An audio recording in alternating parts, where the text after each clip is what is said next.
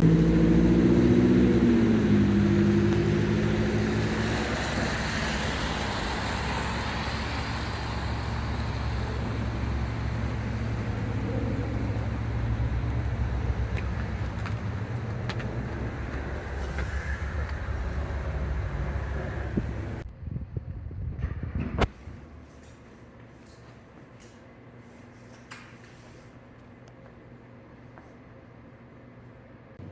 everybody, thanks for tuning in. You're watching the Always Real Small Business Spotlight.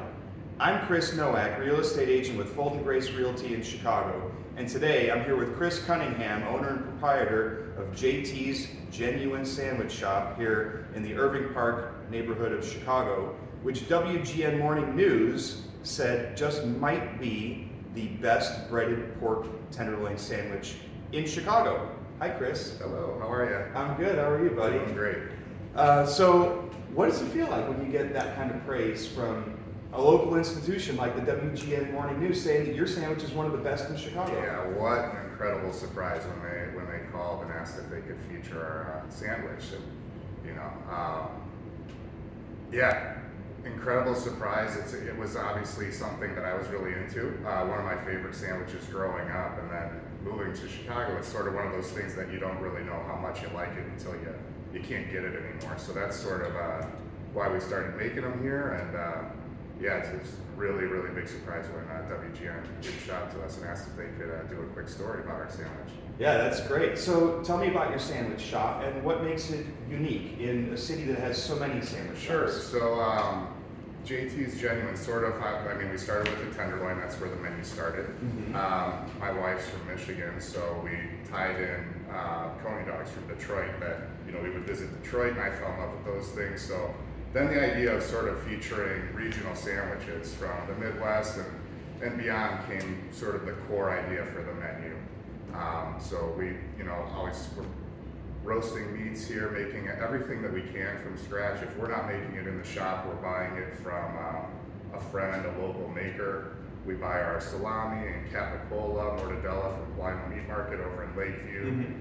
Hot giardiniera, JP Graziano down in the West Loop is making that for us. Cool. So yeah, just trying to support other small businesses and friends, and yeah, if we're not making it in the shop, we're buying it from someone local. Well, that's awesome. What motivated you to get into the restaurant business at all? Well, I moved to Chicago in 2003. Okay. Started going to cooking school at the Le Cordon Bleu program. Uh-huh.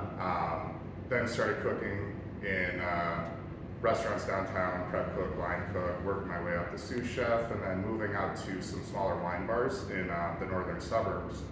Worked out there for a few years as sous chef and chef de cuisine. Then my wife and I moved to the Irving Park neighborhood, fell in love with this neighborhood, started having kids. After our second son was born, I had the opportunity to take some time off and just be dad. So spent 3 Lucky years. you. Yeah, it was awesome. Spent 3 years at home with the kids. Going to the park, doing gymnastics over at Independence Park, wiggle worms at Old Town School of Folk Music, lots of fun stuff. Mm-hmm. Then our youngest, it became time for him to go to preschool, so I started thinking about what I was going to do to get back into the restaurant industry, but still having like a little bit more family-friendly schedule. Uh-huh. This spot became available down the street from our house. Everything just sort of fell together. So we took a leap of faith and just sort of dove into it. Wow, that's really awesome. Yeah. So that kind of answers my next question. You have all this food chef experience all over the city, from downtown to the suburbs. Why here in the Irving Park neighborhood, right? Is your family ended up settling here? This is our home, yeah. So we moved from uptown neighborhood. Mm-hmm. When Kelly and I first moved in together, we had a condo over there. We absolutely love that neighborhood, but as we started thinking about starting a family, we're looking for a little bit more space, but still within the city, easy access to public transportation and still getting downtown. So found this neighborhood. Didn't really know anything about it when we were looking. We were looking for homes all over the north and northwest side. Sure. Found this neighborhood and just absolutely fell in love with it. The homes, the businesses, the neighbors, all of our friends, So yeah, it became our home first, and then became a home for JT's after that, just because we love the community so much that it just felt right to do it here rather than anywhere else. That's a really great story, and not a particularly unique one. Right. We ended up here in the neighborhood for kind of the same reason that you Okay. did, and it's been over 20 years now Awesome. since we've been here. We've been here 12 now. Yeah, the time flies, right? It does. So what has that neighborhood support meant to you and to JT's here on a business level? Everything. I mean, obviously, we opened during a very unique time, and It was in 2019, right? 2019. We were Yeah. fully open for about 4 months before COVID and the shutdown sort of started. So your timing is impeccable. yeah, you know that for a new business, that's Yeah. for everybody. Sure. Any business is an earth-rattling thing that happened. So yeah, the support of our neighbors, other local businesses, we wouldn't have made it without them. You know, people coming by when we had to, do curbside only, a limited menu. We chopped our menu down, maybe like a quarter of the items were available, just because that's what we were able to do at the time. Sure. And, nobody's complaining. Everybody's coming and telling us thank you so much for being here for us.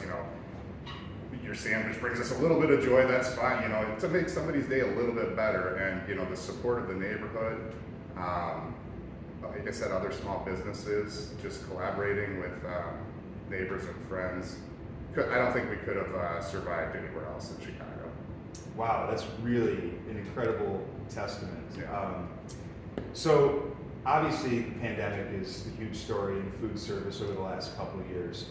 But in general, if there was, one piece of advice you could give yourself if you could do this all over again, or to a new small business owner who's thinking about opening something up, what would that advice be? Sure. So I think a piece of advice that I would offer to someone else thinking about doing this, just because of challenges that we've been faced, just stay true to your vision and core values. I mean, with all the challenges that we've faced the last couple of years, it would have been easy to cut a corner here or take a shortcut, but yeah, just persevering and staying true to our vision and just pushing through the challenges, supply chain issues, labor challenges, continuing to strive to put out the best product we can and staying true to the original focus rather than taking a shortcut. That's great advice. Thank you. So let's talk about your menu a little Yeah. bit. I'm a huge fan of your signature sandwich, the breaded pork Thank you. tenderloin sandwich.